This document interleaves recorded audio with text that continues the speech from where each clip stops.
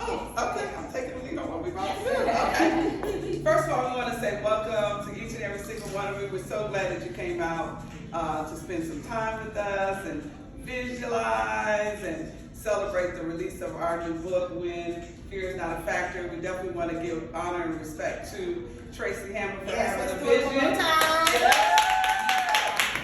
For having the vision of the project, When Fear Is Not a Factor, and we are just honored to be a part of it. So what we're going to do is we're going to do twofold. Is while we're reading excerpts from the book, we want to give you an idea of the vision journal. So you have some paper there, and you have some scissors there, and you have your journal as well as we gift you. You have a gift of the book.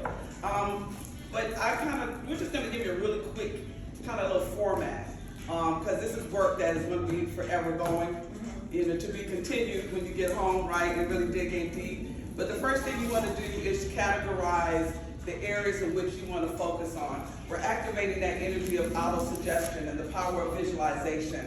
What you focus on expands. What you think about, you bring about. So it's about keeping things in front of you so you can see it and visualize it each and every single day. And then you begin to activate that energy, yes? So the areas in which you want to focus on, of course, your spiritual, always first. What do you want to do spiritually for yourself? How you want to grow? Where you want to see yourself, this year in 2022, focusing on your spiritual growth and your spiritual wealth. Then the next thing is your health and your wellness. So have pages in your journal that just focus on health and wellness, cutting out nice salads and exercise, images and things of that nature, recipes, just have a nice fun page that just focus, or 2 or 3 or 4 pages that's focusing on your health and wellness, right? The next thing is your economic, your financial wealth, your financial vision. Where do you want to see yourself at the end of this year celebrating as we're ringing in 2023? What do you celebrate as far as your financial growth and your businesses and your place of business and your entrepreneurship or whatever you're working on or focusing on financially? You got to put that down. You got to put it in writing. Does that make sense? We have a saying, to think is to put it in ink. But we also know we're visual. So having those pictures and writing it down is very key. Then relationships. Yes? Yes. Your home relationships, your partnerships, your business partnerships, your home partnerships, your spouses and your children, and also relationship with yourself first. What are you going to do to spend time with you and nurture you this year in 2022? Right? You want to have several pages on that self-love and that self-nurturing. Prayer, meditation, going to J. Jude's every week. We just talked about that, right? So the things that you want to do just to self-care and self-nurture, or a wellness spa. That's exactly right. Absolutely. So, and those are the things that you also want to focus on, yes? Because we tend to fail to focus on self first. And we need to know that it's okay, but also necessary, yes? And then the other things are, how are you giving back? Should be another page in your journal, because we get to give. We're blessed to be a blessing, right? So as we're receiving these blessings, we know that, as we said, we're in the blessing business. So what charities are you going to start, or what charities are you going to support, or how are you going to focus on giving back to humanity, if you will? It needs to be in your journal. It needs to be in your vision board and your vision book. And then last but not least, and this is just a start, right, is how are you going to celebrate life? Yes. Your travel and having fun and going out dancing and skating at the park, walking at the park, riding bikes, just having fun time. One of the things we learned from Jim Rohn is he teaches us don't miss nothing. Absolutely. Don't miss life. And I think 2020 and the last 2 years has taught us that. Don't miss nothing. Don't take anything for granted. And prioritize yourself to really live your life out loud each and every single day. So those are the areas where you really just want to focus on when you're doing your journal, and really take some time. You're just going to kind of get started today, so we're going to invite you to open up your journals and pull out your little cutouts and things of that nature. You see there's some cutouts also with your calendars on it. I always say those are good because I always tell people soon is not on the calendar. Okay. Someday is not on the calendar, right? Wow. So some of the things you want to accomplish, going on vacation, when do you want to go? Everybody knows in November, I have my whole travel calendar for this year, and I did it last year. I know exactly where I'm going to be, and then the extra stuff, the spontaneous things. But I know my vacation is planned, my business travel is planned. I do that first before I schedule any business, believe it or not. Why? Because I'm learning to pay me first. Right? So put a date on some things. Does that make sense? The things that you want to accomplish, put some dates on it so that'll help you get started as well. So we're just going to invite you to do that. So we're going to be working while we're reading and things like that. So have fun with your journals. Write down some things, some ideas. Write a self-love letter to yourself. Whatever you need to do, whatever's coming up in your spirit, it's just a great way to get started. So thank you, Ms. Tracy. All right. Yes. Thank you. Ms. Tracy, you want to add anything before we get started? Well, I have to go back and piggyback off Laura with everything she said, especially the part of self-care. Because Yeah. if we don't have ourselves together, and if we can't find our own happiness, our environment is not going to bring us any joy. Yeah. Okay, so we definitely need to go inward, and we need to definitely tap in and get our self-love level up. Yes. You know what I'm saying? We need to go ahead and understand that happiness has to start with self first before we try to find other people to enhance it, because that's all they do. They just enhance something that we already have. Expecting somebody else to make you happy is really too much pressure. Okay? Yes. So, I have to say, you did it. I did good. I did good. good. Mama Tracy said I did good. All right, y'all, so we're going to go ahead and dive into the book. And, you know, if you guys want, y'all can definitely follow along. I'll tell you what page I'm on. But before we even get started with that, I want to tell you a little bit about the book. And I'm super excited because all the ladies that are featured in this book have tremendous stories that they have overcame.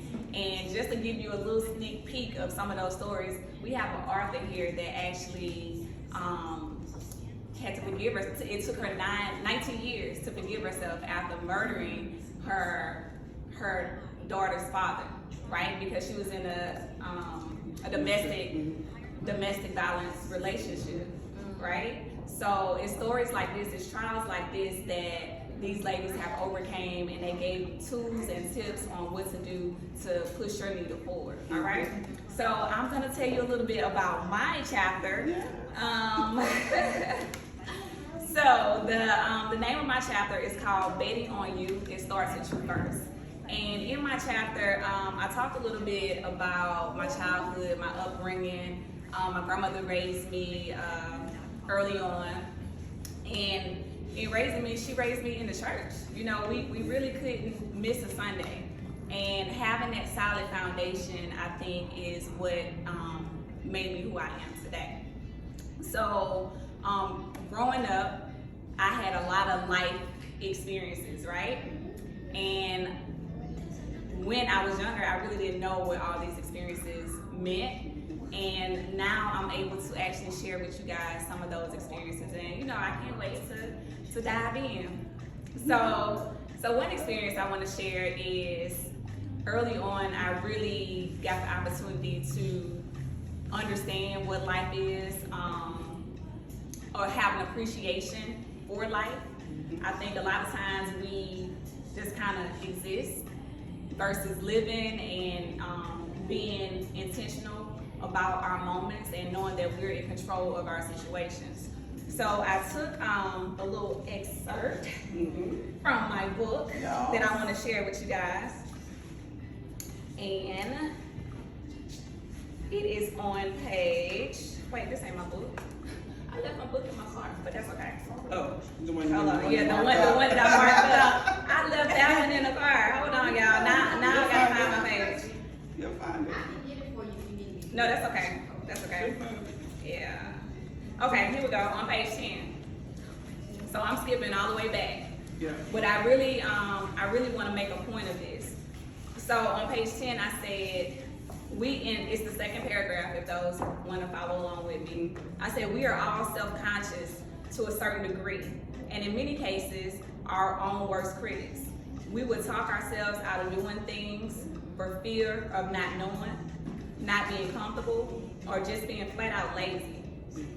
Oh, and don't let me forget the big P word, procrastination. How many times have you put off something you should have done, but allow a television show or some other distraction to stop you? In the words of Les Brown, if you do life easy, life will be hard.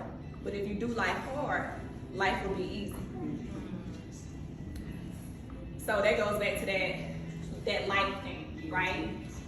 I really want to just impress upon you guys that our life is in our own hands. Like, we all go through stuff, we all go through trials and tribulations. I talk a little bit about my military career in my book, and in that experience, I was going through basic training. I remember I actually injured my knees, but I didn't know. Like, it was time for us to throw a grenade, and I couldn't stand back up out of bending down to throw the grenade. A drill sergeant had to help me stand up so I could throw my grenade. I'm 17 years old in basic training, not knowing what's going on with me. So as years pass, I'm still fighting injuries and trauma. In 2005, I gave birth to my son via C-section. 3 months later, while I was in the hospital, I actually bled out and had to get blood transfusions. 3 months after that, I had a C-section. I still didn't know what was going on with me. I knew I wasn't healed internally or externally, for that matter. But I knew that I had a job that I had to do. If we fast forward this to 2013, I found out that I have a bleeding disorder. So now everything is kind of making sense. You know, you are judged for not being able to perform, so you pushing yourself, you pushing your body to different limits, and you're not paying attention to you. So what I really want to impress upon you guys is pay attention to your body, pay attention to yourself, listen to yourself, have that those convictions over yourself, and don't allow anyone to deter that. Okay. One other excerpt that I wanted to point out in my book that was super important to me was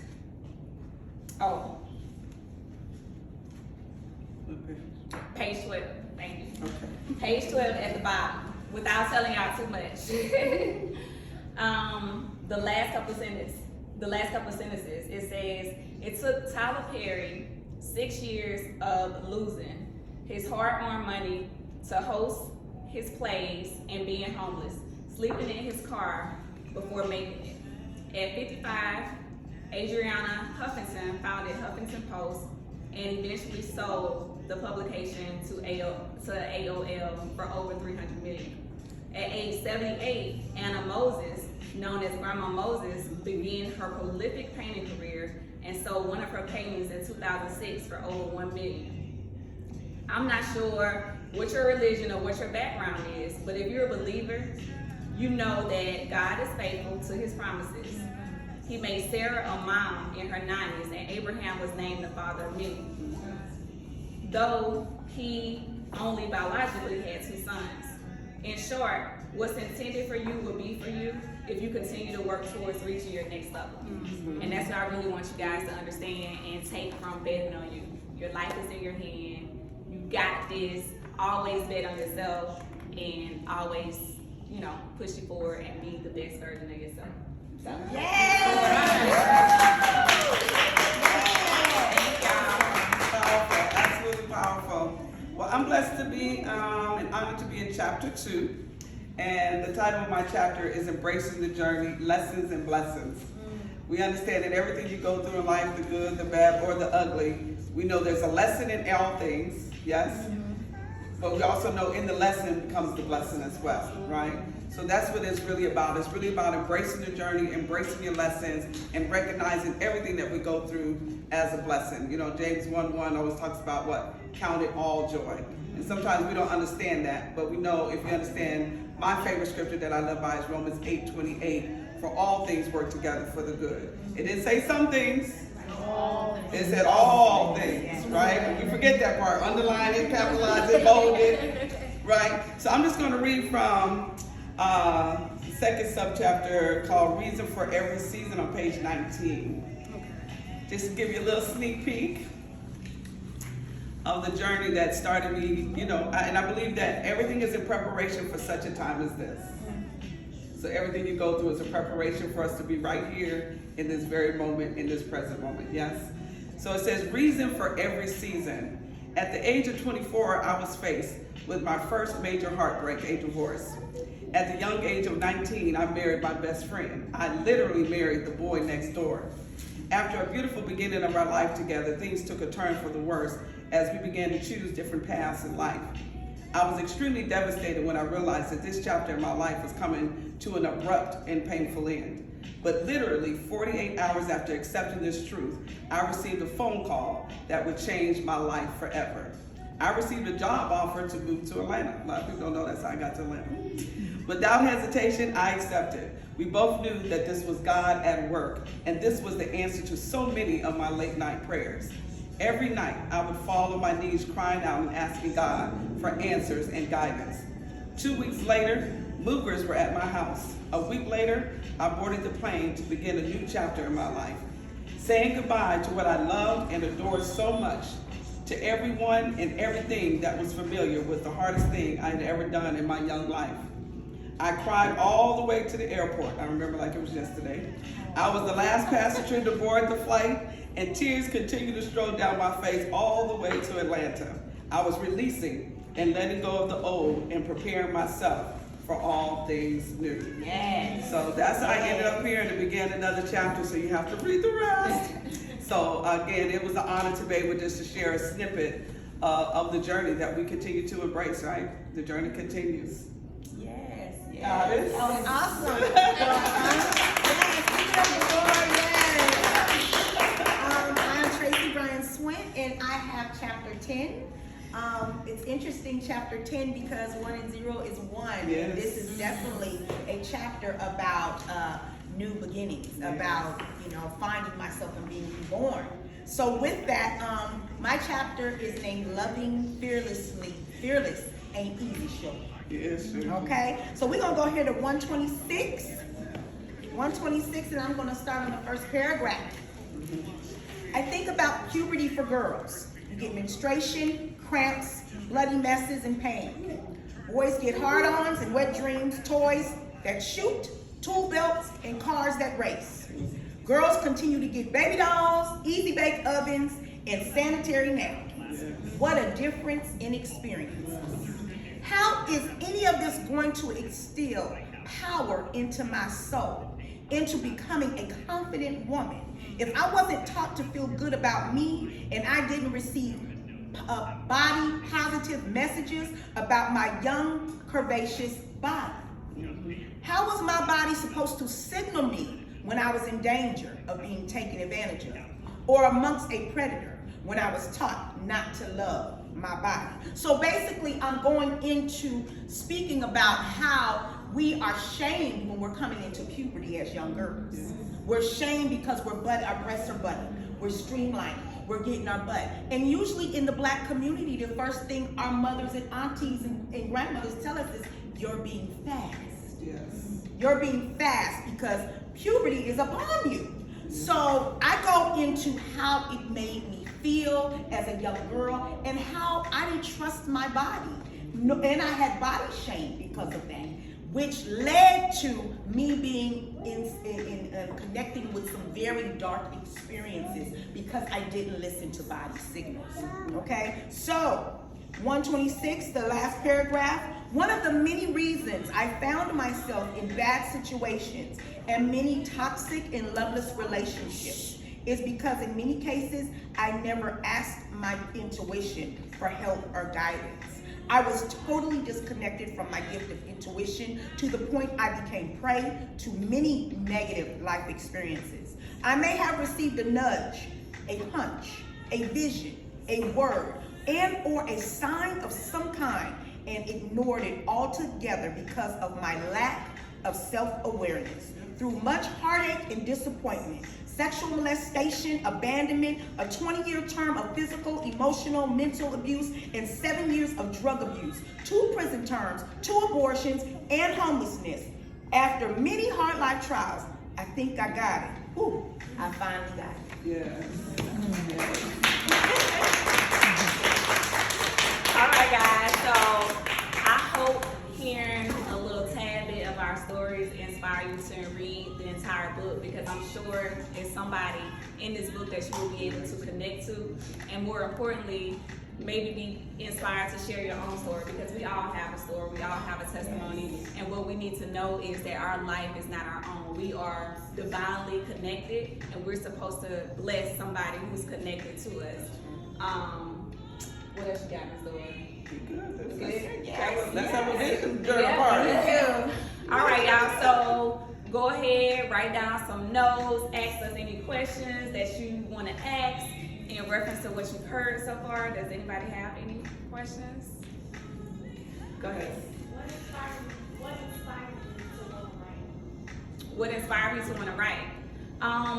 I've always wanted to write my own story because I always wanted to be impactful. We hear a lot of stories from different people, and I think we just need a reminder as spiritual beings living human life, in the earthly realm. I mean, we just need those reminders of different people that made it. I always kind of compare myself to Gideon in the Bible, who was a really scary character. You know, he always challenged God. Well, God, if you really want me to do this, then show me a sign.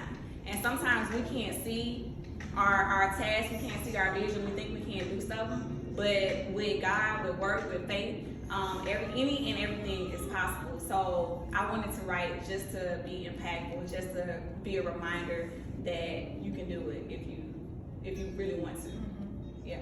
Yeah, and I would say I think everybody has at least one book in them. Yes.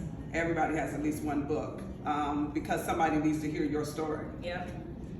So we all have, right, baby? He said yeah. Yes, we. Is it a book 2 coming up? I hope so. It's definitely a book 2 coming out for me. Like, this was the opportunity for me to get my feet wet, become an author. But I wanted to write my own book, tell my full entire story. Like this, you just kind of got a nice little preview to leave you wanting more. So hopefully we can do a volume 2 or something, but we haven't discussed it. We'll see. I got one more question. And you may have answered this before I came in. I'm sorry. I apologize for being late. But why did you include other people in your book? Why wasn't it just about you? Because I have an organization called Fearless Women Retreat. And that organization is designed to empower and inspire women to be the best version of themselves. The reason why I created that organization is because I'm all about sisterhood, women empowerment, like all that makes me feel good. So if I'm ever in an opportunity where I can bring in other authors, other women, network with them, work with them, I'm gonna take advantage of that opportunity. I want us all leveling up. All, yes. Are you planning to do like a book club where you just have ladies and we just read about chapters of the book and talk more into depth about it? Yeah, I haven't really thought about it. I'm actually a part of a book club that's kind of on hiatus right now because of COVID. But it might not be a bad idea for me to start my own, even if it's virtual. So that's a good idea. I think it's definitely something I may be interested in. And I am interested in just doing all kind of other women activities. I love doing social networking events. I'm always doing that, even if it's just going out to eat and mixing that menu with the ladies, or I'm putting on my own event. The next couple of things that I have lined up are global trips, international trips that I'm working on, that I want to take ladies out the country, experience different things we never experienced before, foods, cultures, just everything. Like, my biggest thing is life, and I just want to live it to the fullest. It's people right now that are on their deathbed. They just want to live. And sometimes we can't even get out of bed because we're depressed. So again, we have to take control of ourselves. It's okay to be down for a minute, but you got to get back up. You have to get back up. You have the power to get back up, and it all starts here and here, right? Yeah, I tell people all the time, and it sounds strange to people, but I'm one of those people, and I know I got it from my mom. I've never feared death. I've never feared it. Still don't have a fear of death. I'm afraid of not living while I'm amongst the living. Right. That's the difference. Yeah. I'm afraid of being buried with all my dreams and gifts and talents being buried in the cemetery. Right. So I'm afraid of not living out that which God has called me in purpose and gifts and talents that we've been given, and seeing the world. And like you said, tasting different foods and learning different languages and meeting different people. That's what I'm afraid of. So I work towards that every single day. Death doesn't scare me. Not living scares me. Because you see that most people are amongst the walking dead. Social media has created zombies. Don't think it's strange that you got all these movies talking about the walking dead and everything. That's are imitating life, because that's what it is right now. Nobody's walking with their head up and their crown straight because we're so busy on the phone and social media. But that's a subject for another day. It is. It may be a book. It does. Might be a book. I mean, and that's my whole point in betting on you. Like stop just existing. Take advantage of the opportunity and really live. Really try to figure out what your passion and your purpose is. If you would do it without getting paid for it, then you're walking in your purpose. And I think the title of the book kind of sums says it it up. You know, when fear is not a factor, it doesn't, you know, courage is not the absence of fear.